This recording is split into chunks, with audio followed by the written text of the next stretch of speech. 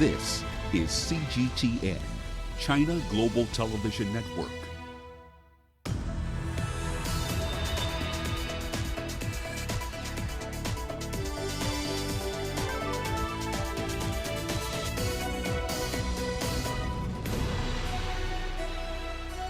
Hello there and welcome to Global Business Africa. We'll be giving you insight into Africa's business and financial markets. I'm Uche Okoronkwo coming to you from Kenya's capital, Nairobi. Let's start with a look at the markets. And not much progress across emerging market shares today, with attention now turning to a key policy gathering going on in China and, of course, central bank rate decisions globally. We saw South Africa's JSE broke a 4-session winning streak today, falling almost 8%. A flare-up in the US-China trade war also threatened to further erode sentiment. In Nigeria, FMCG players fared pretty well today, with Unilever and Guinness posting gains. We also saw oil firm Mobil topping that gainers list, climbing almost 10% on the day. Now, also coming up on today's show. The French cabinet votes to end the use of the CFA franc in West Africa. South Africa's central bank cuts its main lending rate by 0.5%. And the coronavirus brings good tidings for refugee camps in Kenya.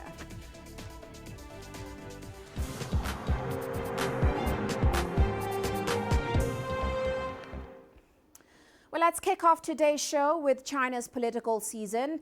The country's top legislature, the National People's Congress, will open its annual session on Friday morning in Beijing. Today, it revealed the 9 items on its agenda.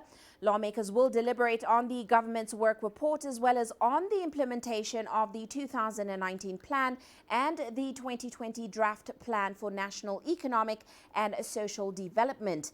They'll also be covering budget reports. Now, other highlights include deliberations on a draft civil code submitted by the NPC Standing Committee and a bill on improving the legal system and enforcement mechanisms for safeguarding national security in Hong Kong.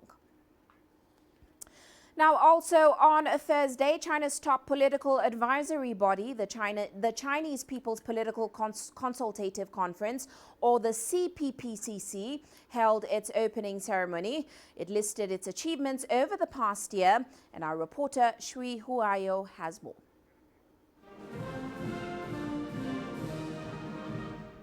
More than 2,000 national political advisors have convened in Beijing, marking the official start of China's high political season, which normally takes place in March. At the opening session, they paid silent tribute to those who have lost their lives in the epidemic. In his opening address, CPPCC's chairman Wang Yang said the CPPCC has played an active role in fighting the pandemic. We have been encouraging members to use mobile platforms to carry out their tasks in COVID-19 prevention and control, resume work, and strengthen legal governance.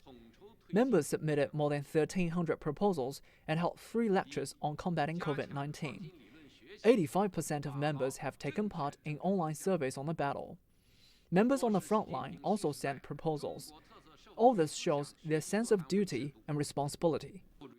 In his work report, Wang Yang listed the committee's achievements in the past year, including promoting a mechanism for high-quality governance and improving the well-being of the people. In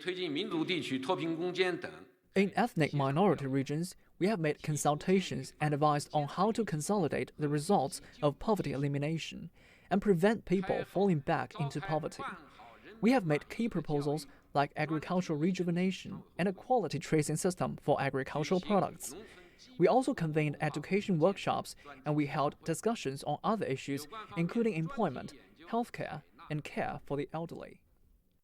Going forward, Wang said the CPPCC would continue to adhere to the leadership of the Communist Party of China, build a consensus among its members, and make their voices heard.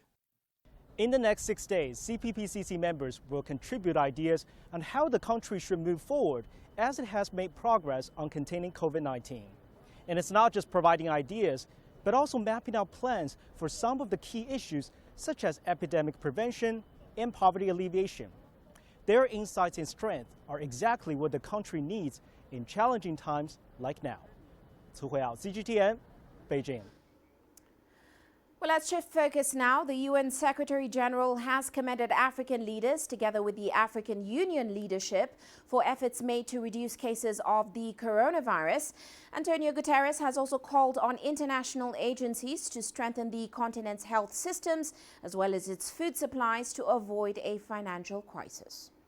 As COVID-19 spreads across the continent, Africa has responded swiftly to the pandemic, and as of now, reported cases are lower than feared. Even so, much hangs in the balance. We are calling for international action to strengthen Africa's health systems, maintain food supplies, avoid the financial crisis, support education, protect jobs, keep households and businesses afloat, and cushion the continent against lost income and export earnings. African countries should also have quick, equal and affordable access to any eventual vaccine and treatment that must be considered global public goods. I have been calling for a global response package amounting to at least 10% of the world's gross domestic product. Meanwhile, the World Health Organization has expressed concern about the rising number of new COVID-19 cases in poor nations. The global health body notes that 106,000 new cases were recorded in the 24 hours to Wednesday. That is the most in a single day so far. According to figures compiled by Johns Hopkins University, COVID-19 has so far killed over 300,000 people worldwide, with more than 5 million confirmed cases. In the last 24 hours, there have been 106,000 cases reported to WHO, the most in a single day since the outbreak began. Almost 2/3 of these cases were reported in just 4 countries. WHO calls for accountability more than anyone, and it has to be done. And when it's done, it has to be a comprehensive one, and it will involve all actors, and it will check all actors. Well, let's move on now to another major headline for the continent. France's cabinet has now approved a draft proposal that allows West African nations to officially drop the CFA franc. Now, the West African Economic and Monetary Union member states have now moved a step closer to adopting the new common currency known as the echo. The draft bill also ends an era where the Bank of France centrally held the currency reserves for Francophone nations. The bill now awaits the approval of France's parliament. Supporters of the new currency say it will deepen financial integration in West Africa. The eco-currency is expected to be pegged to the euro. And of course, critics of the CFA franc, currently used in nearly 10 nations, have termed it as a relic from colonial times. Well, let's get more on this new development. We're joined by Ross Cullen in Paris. Great to have you on the show with us, Ross. Now, what exactly does this bill mean for France's monetary cooperation with these 8 African nations? And now that it has been adopted, this new bill, what happens next? Well, Uche, as you mentioned, it's another hurdle cleared now on the establishment of the ECHO for across West Africa, for all the nations in the economic community of West African states, but just focusing on the 8 that currently use the West African franc. That currency now defunct if it does get voted through. They will be using the ECHO as their new common currency. 8 pretty much all Francophone nations, countries including Senegal, Mali, Benin, and one former Portuguese colony as well, Guinea-Bissau. They make up the area that currently uses the West African franc, and that now ratified by France's cabinet means that they're not going to be using that anymore. They're going to be using the ECHO, which hopefully, if it all goes to plan, as far as the West African nations, the broader region sees it, will come in for all 15 nations in that region. But you have to remember that we've got minnows such as Guinea-Bissau in that area, and giants. Nigeria is not only the biggest economy in the region, it's also the economic powerhouse for all of Africa. So there does seem to be some divergence at the moment on whether the ECHO can come in smoothly anytime soon for all of the nations in the region, but it is coming in now for at least the 8 countries that previously used the West African franc. Well, let's talk about this from France's perspective. The Bank of France does hold half of the currency's reserves. Of course, CFA notes and coins are also printed and minted at a Bank of France facility in France. How is this move significant for France? Well, now this has come in, those two criteria are going to be no longer. We are going to see the need for official representation for France on the governing bodies of the West African franc. That's no longer needed. Also gone is the holding of half of the region's foreign reserves in France as well. Emmanuel Macron, the president, has been keen to position himself as a leader with African priorities high up on his agenda. He's been to the region, he's speaking in Côte d'Ivoire. This year he hosted leaders from the G5, the area in the southern Sahara, where France is joining with the militaries in that area battling armed groups. He's also apologised, saying that the colonial area for France in Africa was a grave mistake. It was the fault of the French Republic. And he's also called for the cancellation of African debt as well, trying to position himself as a real leader who has focus on Africa, because France, as the mother country for those nations and peoples across Africa that it colonized, since 1945 it's had these two currency unions in place, but we're starting to see with the dismantling of the West African CFA franc, and now moving towards the ECO, the starting of this rolling back of those legacy ties that still exist between France and its former African colonies. Well, Ross, interesting to note that this is for the 8 French West African nations under the CFA franc, but there, of course, are 6 other nations under the Central African CFA zone. Now, this move doesn't affect those 6 nations. Is there any sign that we'll see a similar decision as it pertains to them soon? Well, we could, again, that grouping of the Central African nations that use the Central African franc, pretty much all francophone apart from Equatorial Guinea, which is a former overseas possession of Spain. We could well now see them move towards a currency union of their own, following the pattern that we've seen started in the west of the continent with what's going on with the ECO for these 8 states and possibly the future introduction of it into other countries like Nigeria. We could well see that currency union in those 6 countries in Central Africa. But Uche, we should also look to the Great Lakes region and see what's happening there on the east of the continent. By 2024, the current plan for the regional bloc there, we are hoping to see for them the introduction of a single currency in countries such as Tanzania, Kenya and Uganda as well. So it does really seem that not only is there close connection on the diplomacy side and on the politics side, but we are seeing more consolidation when it comes to currency unions and on economic affairs. Well, certainly an exciting development. Many thanks for your insights, Ross. That's Ross Cullen joining us there in Paris. Well, let's shift focus now. Take a look at our corporate headlines for the day.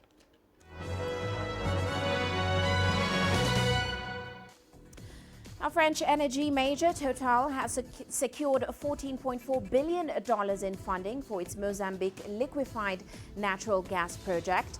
Total has reached a financing agreement with a group that includes around 20 lenders for the first phase of senior debt funding. The company expects the financing to be closed in the third quarter. And Zambia's state-owned electricity company, ZESCO, has signed contracts worth about $548 million with Power China to develop 3 solar power plants that will add about 600 megawatts to the national grid. The 3 contracts are a step towards diversifying renewable energy for Zambia, which relies heavily on hydropower and has faced electricity shortages, partly because of droughts. And Kenya's biggest bank by assets, KCB Group, has restructured more than $1 billion of its loans to customers, and up to a quarter of its book could be affected by mid-June. Now, KCB, which also operates in Tanzania, Rwanda, Burundi, Uganda and South Sudan, has now changed the terms of loans worth 15% of its portfolio due to coronavirus-related hardships. And German aviation giant Lufthansa has confirmed that it was in talks with Berlin over a rescue plan. Early indicators show that the deal may be worth up to $10 billion. However, some quarters reject the idea, seeing it as excessive state involvement in business. And that is a look at our corporate headlines.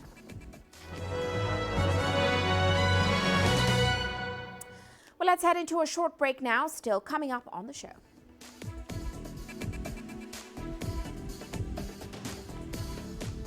South Africa's central bank cuts its main lending rate by 0.5% to 3.75%. And some small businesses fear that they may never recover after coronavirus. The world economy as we know it is about to change. Global business reports highlight emerging markets, developing countries, and dynamic sectors worldwide. We feature top analysts and newsmakers to provide perspectives on every facet of business. From an on-the-ground perspective, we provide you with balanced and objective assessments. Fast, sharp, and insightful. Global Business. Only on CGTN. Every story starts out like this. Okay. We'll head out now. But beyond the rush of the numbers, there's always a more fundamental question. What happened? Who has been affected? When market-moving decisions are made, who's responsible? And why? Let's get some reaction on ground. Joining us in Johannesburg is Uche Okoronkwo. Hello, Nairobi. This is how whole stories begin. See how they end. Only on Global Business.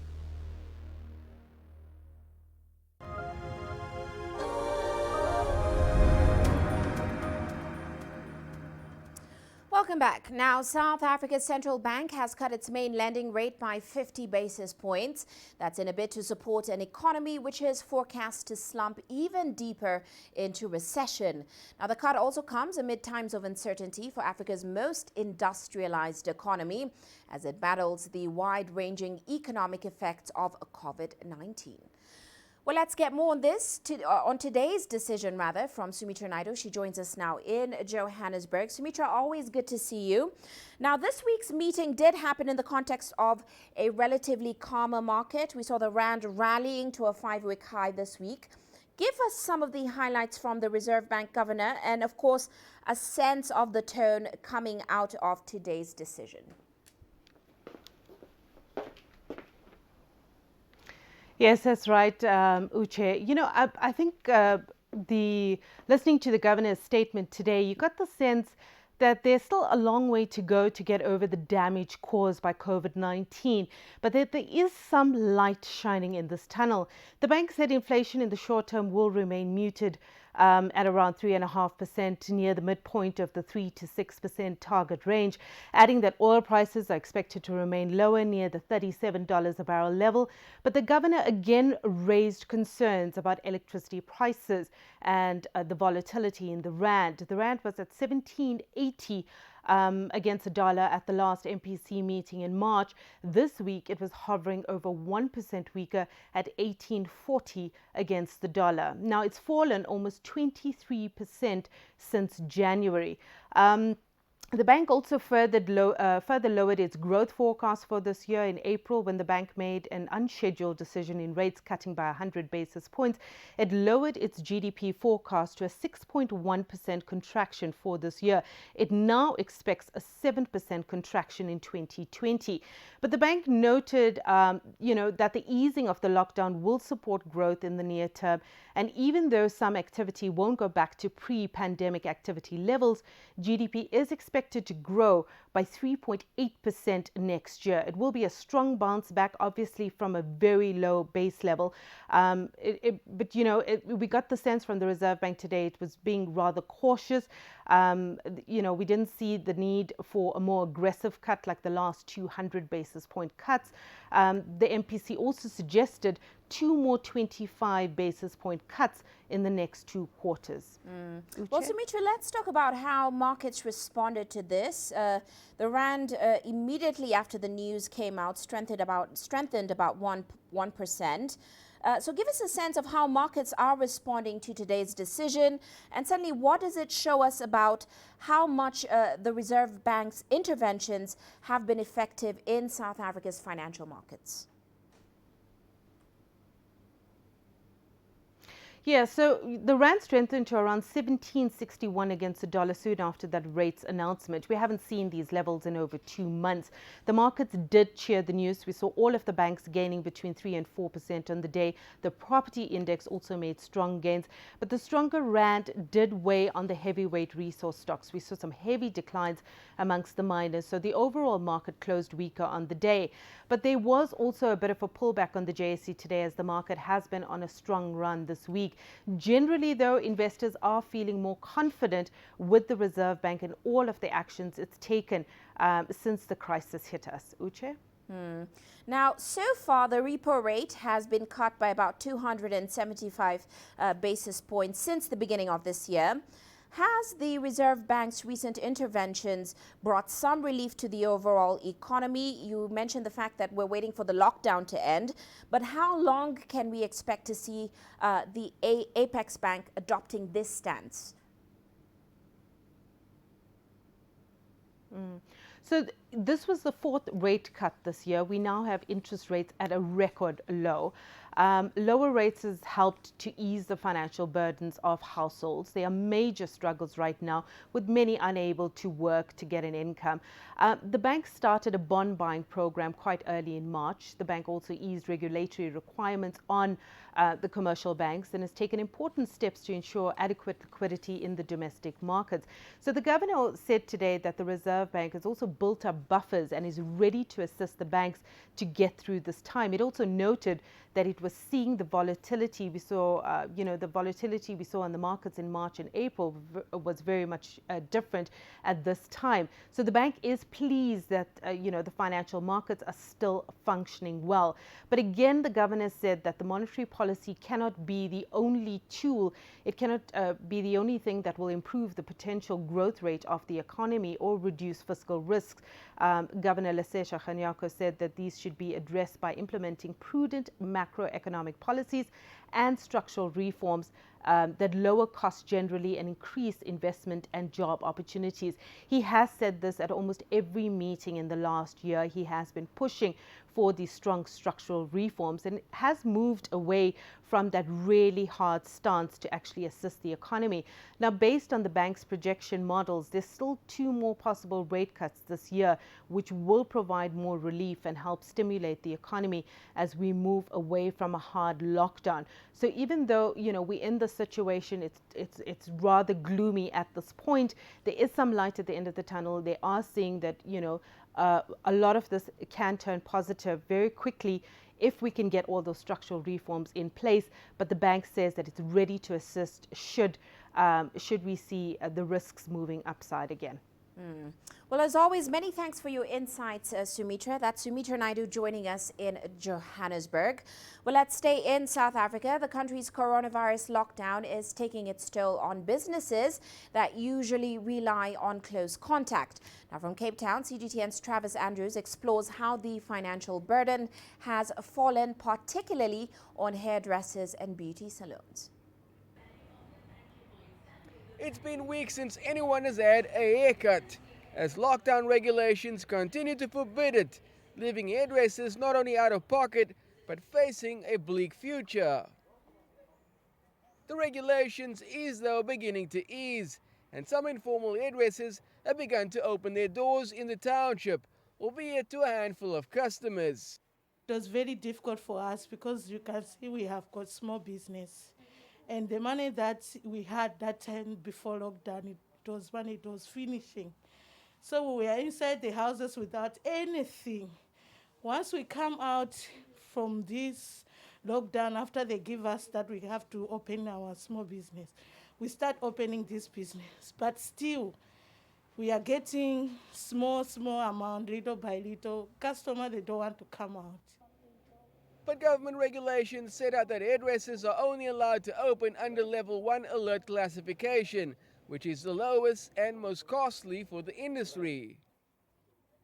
The issue at play is the importance of social distancing, which is quite difficult in a small setting such as a hair salon, more so in the township where shipping containers house the business. It's been very difficult for each and every one of us here.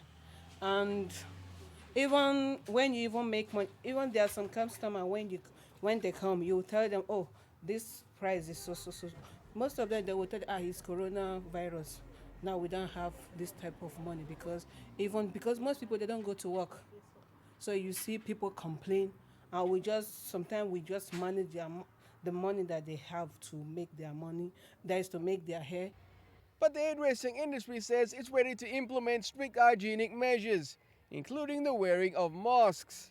And with lockdown level 3 regulations coming quite soon, it remains to be seen what the government's decision will be on this vexing situation. The hairdressing industry hopes the government will heed to their call and allow them to open as soon as possible. But the lack of social distancing will always be a problem, and that's where finding common ground will be a major issue. Travis Andrews, CGTN, K-Town. Now, in Nigeria, small businesses are also among the most affected by the COVID-19-induced lockdown. A number of them are not expected to make it back when the pandemic is eventually contained. Now, as the Nigerian government eases on the lockdown, some of these businesses are now making a gradual return, but they're also having to contend with new challenges. Here's Deji Badmus with more on that story. It's peak business time at this barber shop in Abuja, and the place is almost empty. There are no customers. Business has been a drag for Johnny Barber since it reopened after the government eased the COVID-19-induced lockdown in the country. Patronage has really gone down.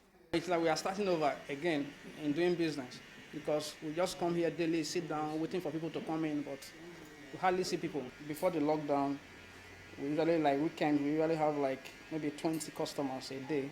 But since the ease of the lockdown, last weekend we only have like 8 to 7 customers compared to before the lockdown, because a lot of people are still scared. It's a challenge most small businesses are confronted with as the country emerges from the 5-week lockdown. And with the number of COVID-19 cases across Nigeria still on the rise, some economic experts say it would take some time before business picks up. Well, it's going to be a very gradual thing. It's going to be gradual. Nothing is going to happen in a jiffy because people are coming out from lockdown completely emaciated, if you know what I mean, financially emaciation or emasculation.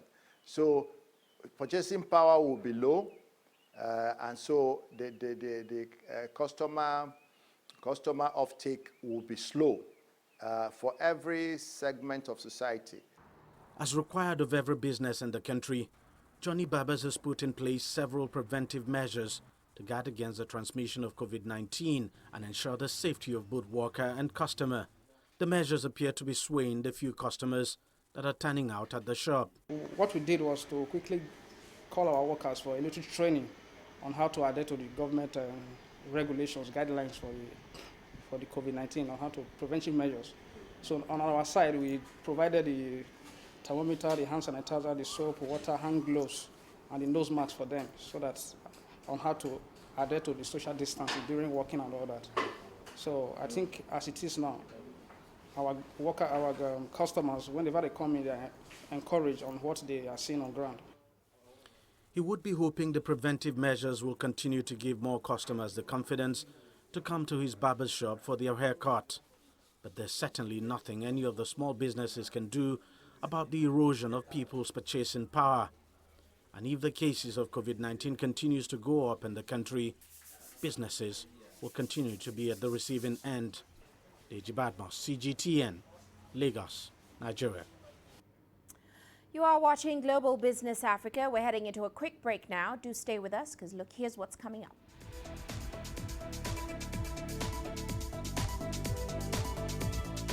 We take a look at some of China's recently launched laws and reforms to open up its economy. And no contact menus emerge as restaurants adopt new ways of doing business.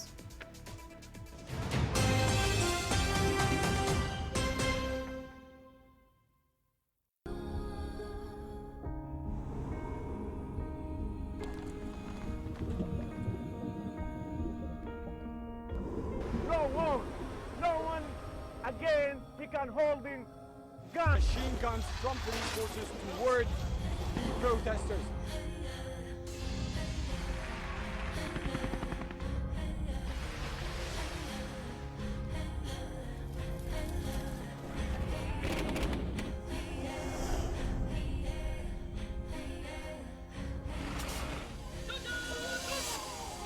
Were you worried about your life at that particular time?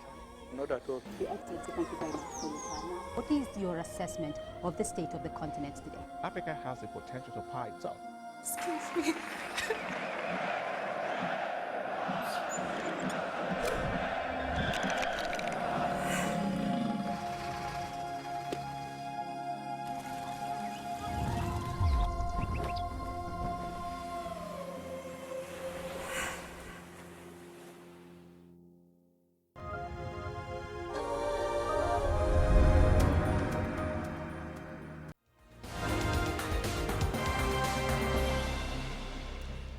Past the hour, let's recap today's top headlines.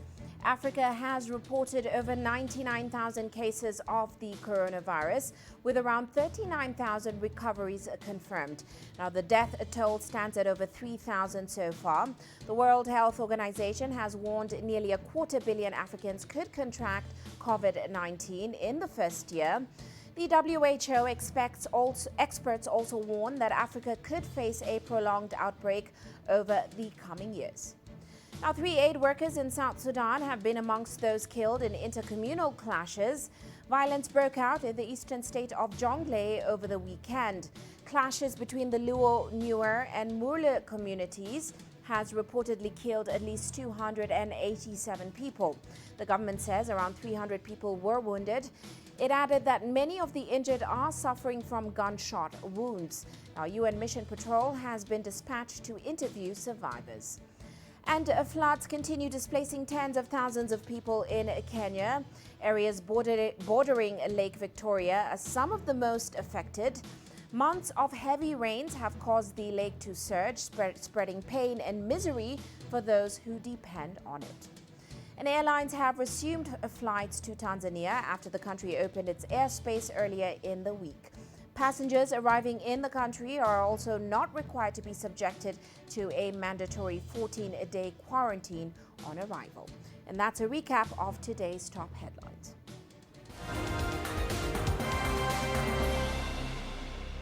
Well, let's shift our focus now to China. The country recently launched several new laws and amendments to further reforms and open up its economy.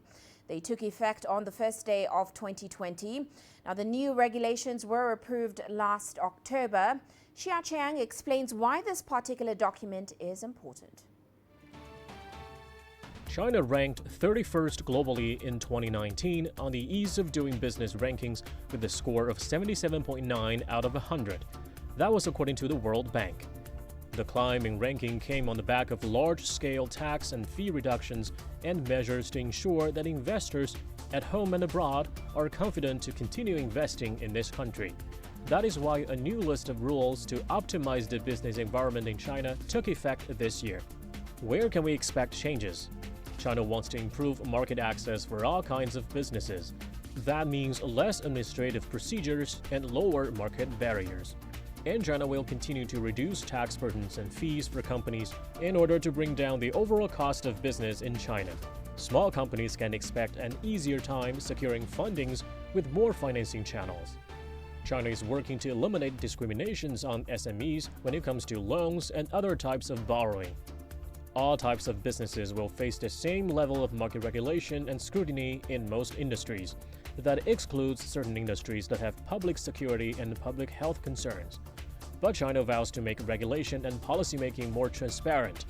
What has China done since 2019? China reduced the tax burdens and social insurance contributions of companies by nearly 2 trillion yuan, or about $280 billion in 2019, to bolster the corporate sector, especially for private and small companies. China also announced measures last April to reduce government-levied charges and operating service fees by more than 300 billion yuan, or around $40 billion in 2019. The core of these policies and rules is to restore investors' confidence and ensure that China remains a magnet for capital, as there are big uncertainties brought by trade frictions, anti-globalization moves, and the COVID-19 global pandemic. China hopes the new rules of improving the business environment will create a positive image of the country as an open economy with fair market competition. Well, let's stay in China. Now, as the shrinking global economy pushes companies to make some changes, many foreign companies with a strong presence in China have now been advised to pull out and relocate. But some say that won't be necessary. Johnson Controls, which is a leading U.S. company in building technology solutions, has had a solid presence in China for more than 2 decades. The company's China manager, Michael Zhu, sits down with CGTN's Xu Mengqi to discuss why staying in China is a better option for foreign companies. Mr. Zhu, I happen to have visited Taikang Tongji Wuhan Hospital while it was being adapted to receive COVID-19 patients. It is also one of your projects, if I'm right. Was the pandemic a hit to your business in China, or it's actually made you busier? You talk about this hospital in Wuhan. Actually, we are very proud of being a part of this important project to accommodate hundreds of severely infected patients. So I'm very honored to say that we have a great team. What we have done so far guaranteed our commitment to China market and our customers. How were your production and client orders affected? So far, we do see that in the months of February and March, we did get certain hit. But starting from the middle of March, with the strong and powerful measures from the Chinese government, China is the first country having very fast recovery and rebound from this crisis, and we benefit from this. So far, we have to say that we are in a very healthy recovery path. So we do believe that if we look at the full year performance, we will still have positive growth over last year. How has the outbreak impacted the global supply chain for you? Well, actually, throughout the last 25 years, our Johnson Control Company has established a very solid supply chain locally in China. Although we do see certain disruption for the imported material coming from North America or Europe, but so far, I have to say that our business continuity plan has ensured that we have a very good plan to overcome all this disruption. Are your products being exported, or are they sold domestically in China? 70% of the products manufactured in China plants are sold locally in China, and approximately 30% are exported to the other countries. So how is your export business? From the short term, we do see that our export business will impact it somehow. But in the mid and long term, I still believe that with a strong initiative from the central government for the One Belt, One Road projects, Johnson Control will continue to benefit from this. There are speculations that this pandemic will also be a setback for globalization or multinationals. Are you under pressure to move your plans elsewhere? When a multinational company considers the strategy for moving a operation, there are a lot of different aspects. But I have to say that if you look at the situation in China, the powerful and effective municipal administration, the business-friendly policy adopted by the central and local government, the well-trained and very professional, hardworking Chinese employees, the stable financial and legal systems, and the excellent infrastructure in terms of transportation, etc., and particularly the very comprehensive supply chain, which has been already well established in China in the last 20 years. There's no one will be able to make a decision to move a business outside in such an important market with all these advantages, which is not comparable by many other countries. So I do believe that under the current situation, what we're thinking is how to further intensify our investment in China rather than considering to move this out. So you're committed? Yes, we are. Well, still on the topic of foreign companies in China, Japan did announce an initiative to set up a fund of $2.2 billion in order to encourage companies to move out of China. But many foreign firms still believe in China's market and its industrial chains, including some Japanese firms. With China's battle against COVID-19 winding down, the Beijing Economic Technological Development Area is back to life. SMC China, a Japan-based enterprise specializing in first-class pneumatic technology, resumed business in early February. On the production line, workers wearing masks are debugging auto machines. General Manager Ma Qinghai says that compared to the same period last year, from January to April, SMC's production capacity has increased by more than 10%. And the company's Japanese headquarters still plan to expand its Chinese market. Based on the information we've gotten from the Japan office, we have no plans to leave China. Furthermore, in July, our program at the new factory in Beiqian, Tianjin will be activated. This location covers an area of 360,000 square meters, and we will continue to increase investment in the entire Chinese market. Mr. Ma also holds true to the idea that it is inevitable that the global industrial chain will be reconstructed due to the impact of this epidemic. But to withdraw from China is not realistic. I feel it's a trend now that the global industrial chain might gradually shift from the West to East and Southeast Asia. COVID-19 was first controlled in Asian countries like South Korea, China, and even Japan. So speaking of the overall economic recovery, I think the East is doing a better job. Not far from SMC China, its German neighbor Mercedes-Benz is unwilling to lag behind. Representatives say the month of April gave them confidence for the future. Our operations are stable. Our employees are safe. We are very happy that we see a good market recovery, and we feel that we are confident for the remainder of the year. So we will not make any decisions based on short-term impacts or speculations. The last 4 months have been difficult, and economic recovery remains a continuous process which cannot be achieved overnight. But the two foreign enterprises both see that China's economy is constantly sending positive signals. They believe that in the future, the sustainable development of China's market will be a huge opportunity, and they are ready for it. Greg Lafredi, CGTN. Well, let's head to the U.S. now, where the ongoing COVID-19 crisis has led to an unprecedented number of Americans losing their jobs virtually overnight. Now, the U.S. Congress did pass a $3 trillion stimulus bill in order to combat the crisis, but the numbers still continue to climb. From New York, here's CGTN's Karina Huber. More than 36 million Americans have filed for unemployment benefits in just 2 months. The official unemployment rate was 14% in April, but is likely much higher. The chairman of the Federal Reserve believes it could hit 25%, a level not seen since the Great Depression. The scope and speed of this downturn are without modern precedent, significantly worse than any recession since World War II. Finding a job in the current climate is tough, but career counselor Roy Cohen says it's not impossible.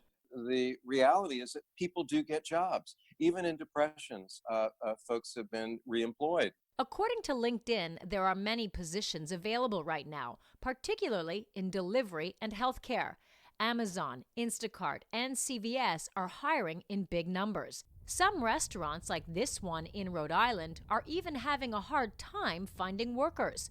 Restaurant owners say generous unemployment benefits, some up to $1,000 a week, are a disincentive to work, especially now that waiters will make less in tips. I don't blame them. If they're not going to go back to work if they're going to wait on one table or 2 tables a night. It doesn't make sense. Cohen says that could be short-sighted, as the unemployment benefits will run out. Unemployment is going to end. So when it ends, you're going to be left with zero. And the fact is that at least get started in this process, because it will take a while to secure a position. Powell is concerned about the long-term impact of joblessness. Long stretches of unemployment can damage or end workers' careers as their skills lose value and professional networks dry up, and leave families in greater debt. There is broad-based consensus in Washington that the high jobless rate is a massive problem, but there are different views on how best to tackle the issue, with Democrats largely pushing for more stimulus and Republicans pushing for businesses to reopen as quickly as safely possible. Karina Huber, CGTN, New York. Now, of course, COVID-19 has pushed the pause button on the world. Nonetheless, as life slowly returns to normalcy in many countries, businesses are now trying some innovative approaches to getting back on their feet. Here's CGTN's Stefan de Vries examining what ideas restaurants across Amsterdam are enforcing. How are we going to keep people safe when the lockdown measures are going to be relaxed? That is the question many businesses are asking themselves. Here, in the center of Amsterdam at Mediamatic, a center for innovation and sustainability, they may have found an answer to that question. Employees are working hard to make sure this restaurant and kitchen abide by the new coronavirus rules and reopen the first week of June. Can you see? Yeah. We are far from each other. Yeah. Actually, like we are more than 1.50 meters far from each other, but you still have a nice visual contact. In 2 weeks, the cooks will have a new working space. The guests will find their tables transformed into these individual greenhouses at the waterfront of one of Amsterdam's many canals. During a brainstorming, actually someone come up with the idea or just the intuition of, hey, we have those spaces, why we don't try to sit there and see how it feels, if it's comfortable for an entire dinner. Test sessions were organized with friends and families who were pleased by the idea. It's really cozy and nice, and the food is delicious. Yeah, it's fun to reconnect with each other in like this way. The restaurant used the experience to adjust to a new way of dining out. Obviously the hospitality needs to adapt and rethink new ways of serving and accommodating people. At the same time, we have to follow this 1.5 meter rules. So we are also thinking how the service will adapt to that. The restaurant has already started taking reservations. Yeah, probably we will start at the beginning of June. We already have the reservation and then continue until we can. We are also thinking of implementing the number of greenhouses to give the chance of more people to be part of the experience every night. Over the next couple of weeks, restaurants and bars across the Netherlands and other European countries will slowly reopen, like Mediamatic. This restaurant will probably survive, but Many restaurants will face bankruptcy due to the coronavirus crisis. But this pragmatic Dutch solution may be an inspiration for venues across Europe. And it looks pretty too. This is Stefan de Vries, CGTN, Amsterdam. Meanwhile, the phrase, "please scan this code," is now the new norm in Italian restaurants, replacing the phrase, "would you like to look at the menu?" At the moment, restaurants across Italy are facing an existential threat. Those that didn't fold after 10 weeks of a strict COVID-19 lockdown are now emerging to find that new social distancing requirements might yet drive them out of business. As it is, the country's lockdown period has already cost its food and beverage sector roughly $15 billion in lost revenues. It's also estimated that full-year losses could reach up to $32.4 billion. That's in an industry that's worth about 4% of Italy's GDP and accounts for about 5% of its jobs. Finally, after 2.5 months of imprisonment, I've managed to come out, not just to go to the supermarket, but to go to the restaurant. It is a great satisfaction, and if you eat well, it is even better. My hopes are probably those shared by everyone, which is that even if gradually, I hope that we can come back to living, in some way at least, the life we lived before. Nothing more than this. Obviously, I hope that with time, people will trust us more and more and be confident that we are taking extreme safety measures.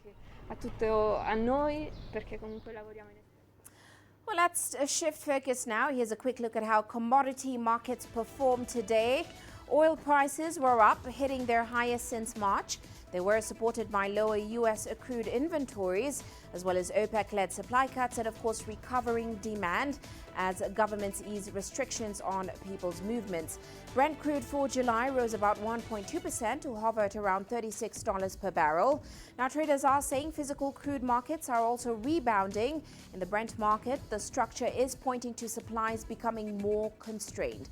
Meanwhile, gold prices fell today, pressured by hopes of a swift economic recovery. The losses were capped by prospects of more stimulus and, of course, bleak economic data. Well, let's take a short break now, still coming up on the show.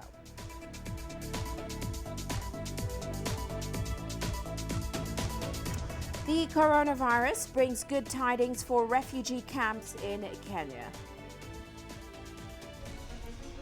Images may appear to be identical, but looks can be deceiving. The difference is not always obvious.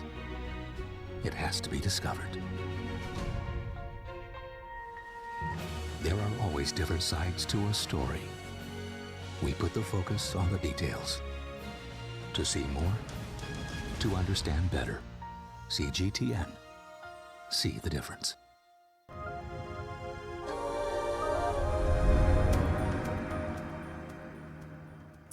Now, as the Ramadan period enters its last stages, movement in markets and stores has also increased. However, the masses have had to contend with new rules of social distancing now, as advised by authorities due to coronavirus. Despite the slowdown caused by the pandemic since March this year, some businesses are now witnessing a rise in sales. Here's CGTN's Adnan Ashaushi with more. After 2 months of lockdown across Tunisia, the targeted health deconfinement has revived the economic activity in the North African country. As boutiques reopen, shoppers are also returning to their favorite shopping centers. COVID-19 has caused the bankruptcy of many businesses, but the shops which have survived are lucky because we can pay our bills and make some profit. Some people still fear getting infected at the market, but I think it's safe now. Shahla is a 50-year-old client and private sector employee. After spending 2 months at home, she has hesitated before shopping in downtown Tunis. We are lucky because the spread of the virus is limited in Tunisia, but the morale of many is low as they face financial difficulties. Shopping is the only solution to boost this and help businesses. The queues of shoppers snaked back along the Habib Bourguiba Avenue. Hundreds of people are patient as they line up even while maintaining social distance. I'm happy because I can shop for my kids, but I'm very cautious. I respect the safety prevention measures. I'm keeping a safe distance and waiting patiently to be allowed inside. The fasting period of Ramadan is coming to an end, and businesses across Tunisia have welcomed the shopping spree that has accompanied this annual holiday season. Tunisian Premier Elias El Farfer has declared that the greatest challenge will be to find the right balance between living with the virus and returning to normal life. He invited all citizens to continue to comply with the safety measures during the second phase of deconfinement, which will begin immediately after Eid al-Fitr. Adnan Shawishi, CGTN, Tunis. Now, performing Eid prayers at mosques is a ritual long etched in the minds of millions of Muslims around the world. But with the onset of COVID-19 and, of course, the closure of all places of worship, many are now having to adapt to a new reality this year. Here's CGTN's Noel Mwakugu with a look at how Libyans are now preparing to cope with the chaos.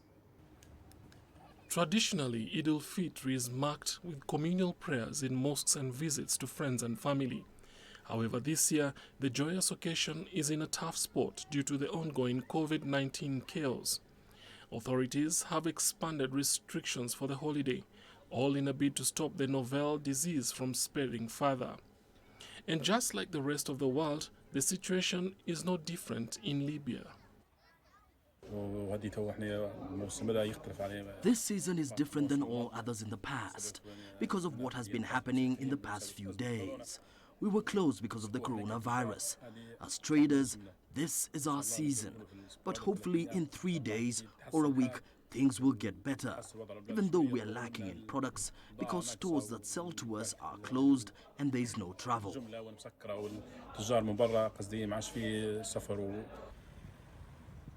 Nonetheless, while most cities in this restive oil-producing nation remain under lockdown, citizens in the port city of Misrata have ventured out of their homes. Thousands are flocking to markets to shop ahead of the holiday.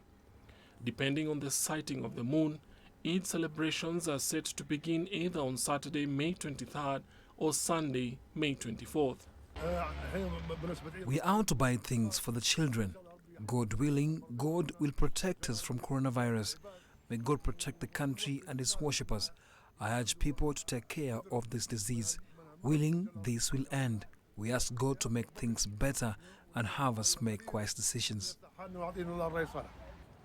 Businesses selling food, clothes and toys have also not been left behind despite the global spread of the disease. People are now out on the streets. They are no longer at home as they got bored. Perhaps fear is less because there is a limited number of coronavirus cases. Also, there are few deaths in Libya, only 3 deaths across the whole country. So people are reassured and are out on the streets. This is of course a festive season, the season of Ramadan. People are used to going out at this time. For retailers, however, the effect of COVID-19 on their businesses is still visible. The likes of Mohamed Barzak say they have fewer goods to sell as the lockdown and travel restrictions. And Javier Imana has been making and selling soap since 2015. In order to help prevent the spread of coronavirus, he has now scaled up production and reduced prices so more people can use soap to wash their hands. CGTN's Alexandria Majala has his story. Innocent Habyarimana is a Burundian refugee living in Kenya's Kakuma refugee camp. For the last 15 years, he's been operating a soap-making business in the camp. When he first had hand washing was crucial in preventing the virus, he did something few businessmen would do. On my side as a soap producer, first I decided to put on a lower price so that each and everyone will be able to afford the soap. Fellow refugees, aid workers and Kenyans in the local community buy the products made at his small workshop in Kakuma camp. Because of this corona, the production was being increased so much because all people now are in need of soap. Currently, because of this coronavirus, the demand which is high, it is hand wash, hand sanitizer and multi-purpose soap. Kenya is seeing a rise in cases, but none have been confirmed in refugee camps. Coronavirus affected the world, plus this Kakuma refugee camp.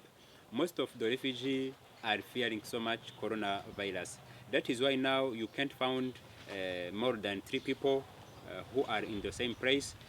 Habyarimana has a diploma in chemistry and worked for a chemical company back home. He used those skills to establish a range of products including soaps, bleach and shampoo. He's also making and selling hand sanitizer with aloe vera, which he planted at his workshop and outside his house. The products are certified by the Kenya Bureau of Standards. Alexandria Majala for CGTN.